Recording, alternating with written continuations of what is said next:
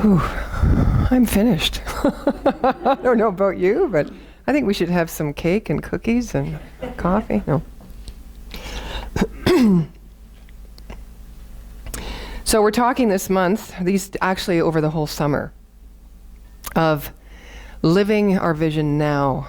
You know, a couple of weeks ago when I opened up this conversation, I talked about our dreams and visions the same thing. And through the discussion, I invited you to see them as two different things, but not mutually exclusive.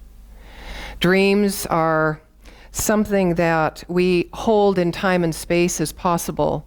Visions are what can grow out of dreams that we can root in the action that we take in our thought, word, and deed right now. And so I thought it was really important to talk about being in the world, because this is where visions are made manifest. It's not somewhere else. It's right where we are. There's a difference between having a vision and thinking about it and being mindful every day and actually living it, isn't there? Embodying it.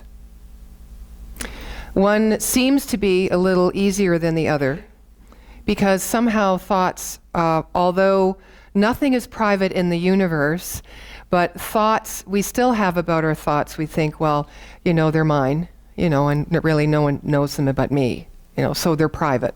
I don't have to say my thoughts. I don't have to share my thoughts. But the truth is, our thoughts come out, the energy of our thoughts come out in our words and our actions and our choices and our decisions. They're all over the place. We may not have formed the words around our thoughts, so we think we've kept them secret, but not so. We are an expression of everything we believe and everything we don't believe.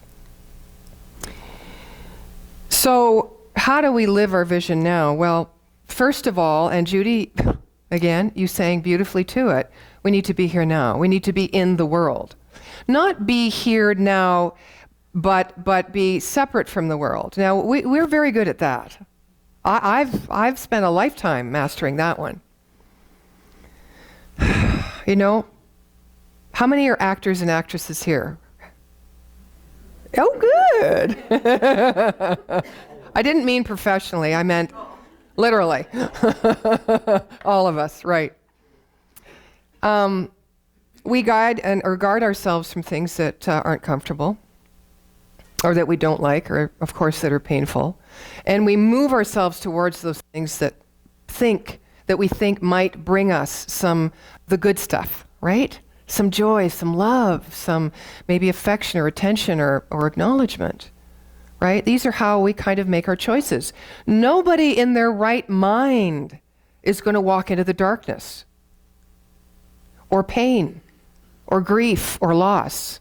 This isn't a thought that we go, okay, today I'm going to get up, you know, and I just think I'll have a dark day. You know, I haven't had one of those days since 2 days ago. Yeah. So today I am choosing. I'm going to choose. So therefore the darkness will be a lot better. No. We don't do that. You know, in religious science, we teach that God is good, and there's nothing outside of God, or intelligence, or life force, whatever you wish to call it, creator, spirit. That it is everything and everywhere present at all times, equally living. And so, how do we look at darkness in that? Well, we be with it and know that this too is God, because God is everywhere. It is just our experience as God at that moment. That's all. That's all. If we make it bigger than it is and we forget that God is good and God is truth and beauty and wholeness and light and love, then we have a different experience of darkness, one that may last a little longer. But hey, that's okay. Because there's something within us. Something. As long as we're breathing,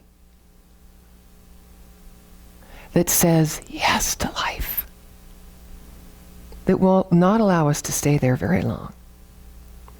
Being in the world and free. Do we feel free in darkness? No, we don't. Do we feel free in love and joy? More so. But yet our minds tend to say, oh, will this last? Yeah. It's too good to be true. Maybe I jump too quickly. Oh, wait a minute. Love is blind. Love is blind. Can I trust love? What we're really saying is, can I trust the other? Can I trust life? Can I trust that which I am in relationship with? We don't really say what's in our subconscious mind, which is, can I trust myself in love? Because I've failed a few times before.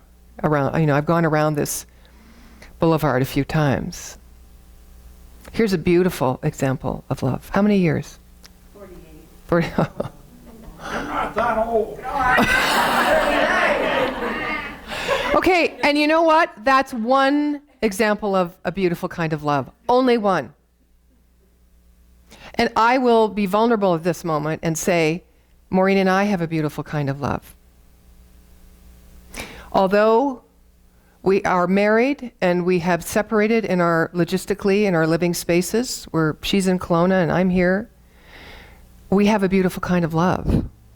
We love and we honor and we support each other and ourselves, and we support each other in being the best we can be in life. That's a beautiful kind of love. Think in your life in this moment, what beautiful kind of love you have. And then come to yourself. Do you have a beautiful kind of love with you? Kinda? Getting there? Getting there. Good. Getting there. I think to expand on the topic of being in the world and free must lead us to explore the mystic within ourselves. A mystic is one who has moved from mere belief systems or belonging systems into actual inner experience. Does that kind of make you feel free just there? I don't have to think about anything. I don't have to check my belief systems. I don't have to change my belief systems. I just have to have a deep inner experience. What does that mean? Might mean different things to you. To me, it means a connection and an awareness of the sacredness of life as me. That's what it means to me. Anyone else got any other ideas? What does a deep inner experience mean to you? How could you describe it? I mean, I know words are limiting, but is there... Diane? Well, just being. So I'm not judging myself. I'm just letting whatever happens around be and be okay with it and be okay with me, whether I'm not okay with it or not, or ecstatic with it or sad. Just being okay with me in any way I am. Anyone else want to offer something up? Experience. I was going to say the experience that creates an emotion. Shirley?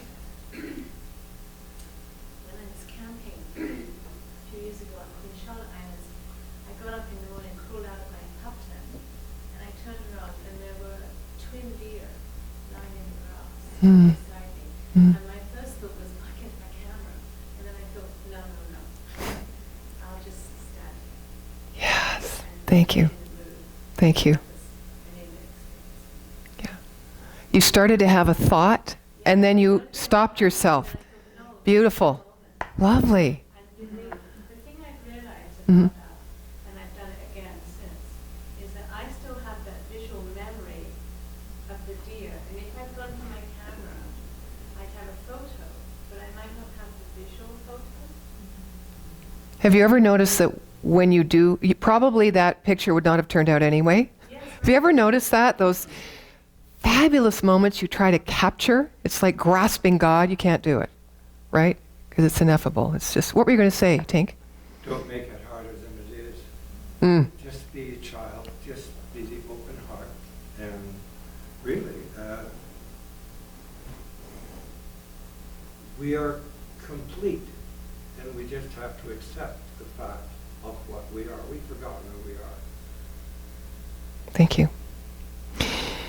Well, as we talk about this mystic within each one of us, I always have to speak about some people call him Hafez Shirazi, who he lived a century after Rumi. Rumi's one of my personal favorite poets. I'm sure you have all read Rumi. And Hafez's poetry expresses the human experience of the divine. This is what we're talking about, right? The mystical experience. Daniel Ladinsky, who's known as the renowned translator for many works of both Rumi and Hafez, writes, Hafez does not see God as separate from the world. Wherever there is love, there is the beloved. So I said earlier, in the darkness, God is there too. So you may not see or feel love outside of you in the darkness, whatever you are perceiving darkness, but the love must come from within you. The last thing I say before I pronounce people, I did a couple of weddings yesterday, is, and the last thing I'd like to share with you is, please remember that love is never found outside of you. Oh. The mission of Hafez was to express to a fanatical religious world that the presence of God is not to be found only in heaven, but also here on earth. Also here on earth. And I think that's the opportunity we have as spiritual seekers and mystics all, is to know the sacredness of the world, in the world, beginning with the sacredness of us. I don't know, to me it's that simple. That's like the whole message of ministry, of religious science. But the world of form is tricky, can be very tricky, can be luring and seductive, and seemingly we're often preoccupied with either moving towards something to acquire a sense of freedom or trying to get free of something, right? The mystical inner experience all these renowned individuals lived from did not include an idea of being free from something, right? But rather free in and as God.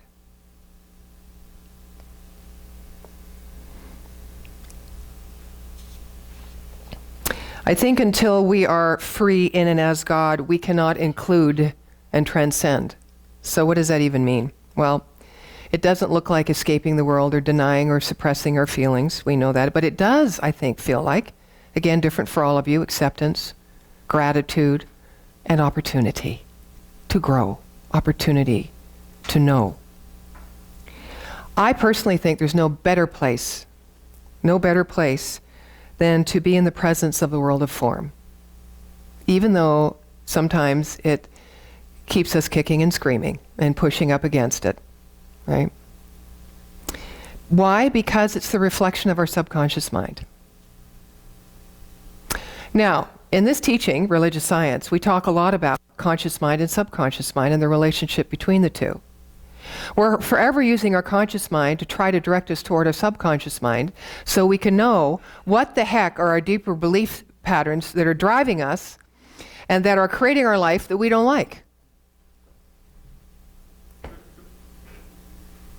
That takes a lot of effort. That takes sweat.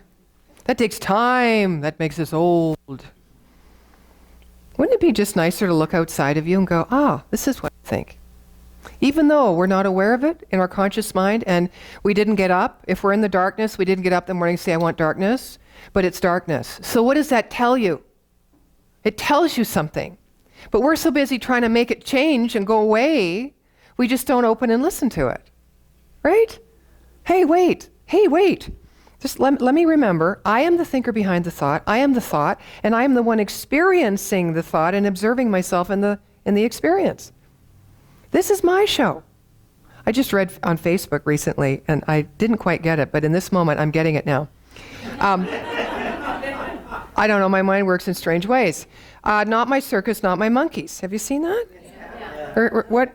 So I just I think I did the reverse. This is my show. This is my circus. I am the monkey. Right? And so if there's darkness, I've got to remember that I have that creative power within me for choice. But why do I need to use it right now? And to miss the beautiful message that is being brought to me that I can know more about myself so that I can reveal even a greater light in the darkness. And by the way, as you know, we can't really experience the profoundness of light unless, as this world so beautifully does, brings us the opposite of it, right? The absence of it, then we can know it. So do we need to really effort and sleuth through other ways and means? You know, the world of form is here. It was given to us for a reason.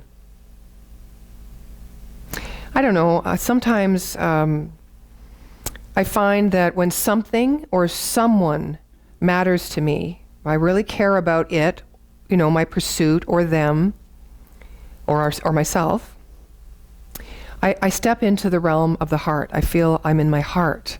And I'm in my heart, I'm in my passion, and all of a sudden this thing called purpose seems to come into my mind because I'm present.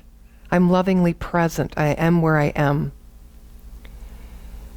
And that is, to me, the inner experience of the sacred. And I tend to, the more I'm in my heart, of course, the more I lean into the sacred. And the less I lean into what I see as the world, which we know is a result of something that has gone before, thinker, thought, subconscious, conscious. And I think this is the feeling place where the potential for mastery is revealed.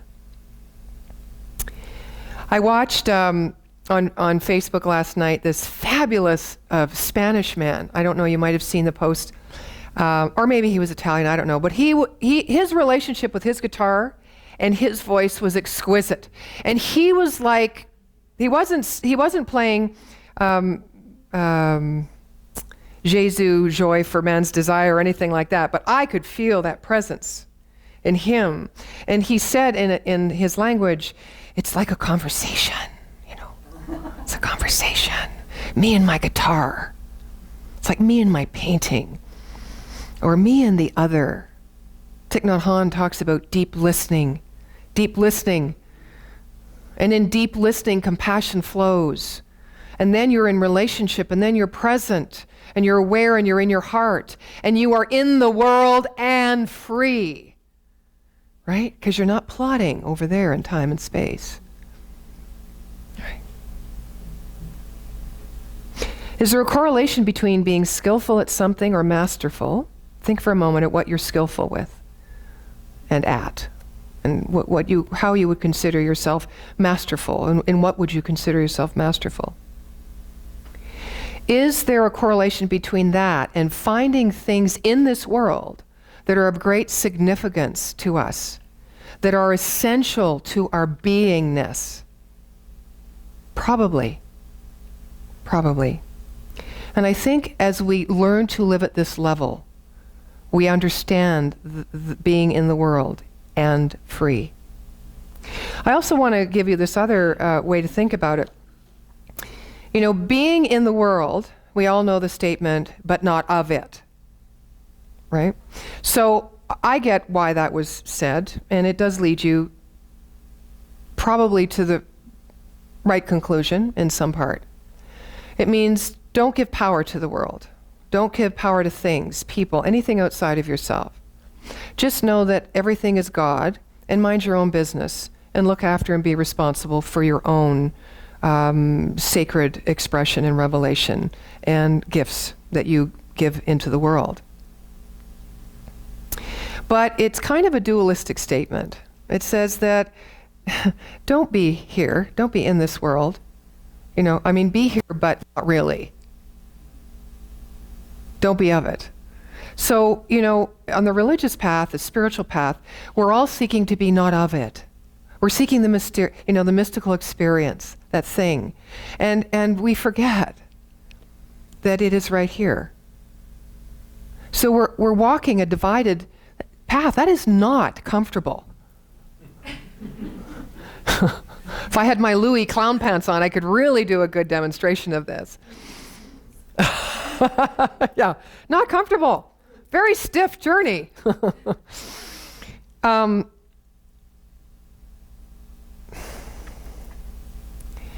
You know, I think that beingness in the world, if we look at ourselves as being, as the being, the God being, and then we take that being as a noun and be in the world, that's a different thing than being in the world.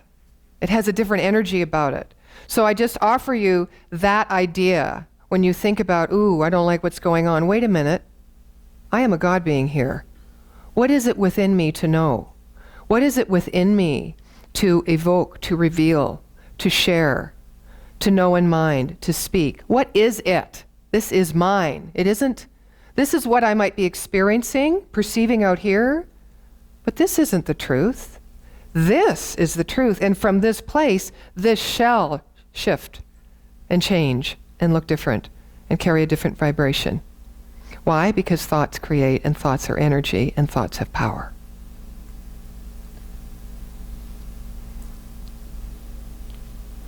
So, because everything is relationship, one of the keys to being in the world and being free is checking in with ourselves as to how we are in relationship with objects, with others. That's where the freedom will be, or it will be taken away, both by means of our own doing. And also watch when you make decisions. Are you making decisions from being concerned about someone or something, or the world, or a situation, or the way your life is not working? Is that why you're making this decision? Or are you making this decision because you know you are a God being? And it is the next right and perfect experience for you to have. Or you may not know what step to take, or what is the next right and perfect experience. We're there a lot, aren't we? We're kind of in the middle of it. We're hanging in this beautiful void, although that doesn't feel so beautiful. That mystery. Well, that's the perfect time to move within and have that mystical inner experience and move to your home, which is your heart. And when you move to your heart, isn't it amazing how you instantly settle down and you remember and you feel everything's going to be okay? Isn't it true? It is within us to do. It is within us to be. I want to close with something that I, again, read on. I just love Facebook and the internet, man. I'm looking at all my books as I'm packing up my home thinking, I don't want to let go of these fabulous books, you know? They've got tears of sweat and a little food on the pages and everything as I've created talks over the years and workshops and such, and then I come to and I realize I hardly use the books anymore. But yeah. Anyway, so here's a story by a gentleman who is like you and like me. He says, I've been seeking and searching God for as long as I can remember. For many, many lives, from the very beginning of existence. Once in a while, I have seen God by the side of a faraway star, and I have rejoiced and danced that the distance, although great, is not impossible to reach. And I have traveled and reached to the star, but by the time I reach the star, wouldn't you know it, God has moved to another star. And it's been going on for centuries, I say. The challenge is so great that I go on hoping against hope. I have to find this God. I am so absorbed in the search. The very search is so intriguing, so mysterious, and so enchanting that God has become almost an excuse. The search has become itself the goal. And to my surprise, one day I reached a house in a faraway star with a small sign in the front of it saying, "This is the house of God." Well, my joy knew no bounds. So finally, I have arrived. I rushed up the steps, many steps that led to the door of the house. But as I was coming closer and closer to the door, a fear suddenly grabbed my heart.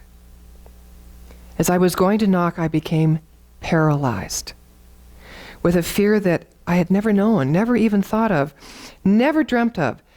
The fear was, if this house is certainly the house of God, then what will I do after I have found God? Now, searching for God has become my very life. To have found God will be equivalent to committing suicide. And what am I going to do with God? I had never thought of all these things before. I should have thought before I started the search, what am I going to do with God? So I took my shoes in my hands and silently, very slowly stepped back, afraid that God might hear the noise going on and say to me, "Where are you going? I'm here, come in." And as I reached the steps, I ran away faster than I've ever run before. And since then, I have been again searching for God, looking for him in every direction, and avoiding the house where he really lives. So now I know that house has to be avoided. And I continue the search, enjoying the very journey, the pilgrimage. I love that. You know, yesterday would have been Nelson Mandela's birthday, July 18th. And he said, to be free is not merely to cast off one's chains, but to live in a way that respects and enhances the freedom of others. So let's leave here today practicing deep listening and compassion, so that while we're serving and supporting others to empty their hearts, which will give them a chance to suffer less, we'll be doing the very same thing for ourselves. The smallest thing, even this, can bring healing and transformation. It doesn't have to be so big, right? It can be too dear. Mind you, what is bigger than that, right? Yeah. Let us not try to manage or control or even reach for our dream or the star. Let us know that everything we need and everything we've ever sought always has been, always will be, and is present right where we are. Let us begin living our vision now and be in this world with everything that you are and be free. And so it is. Thank you.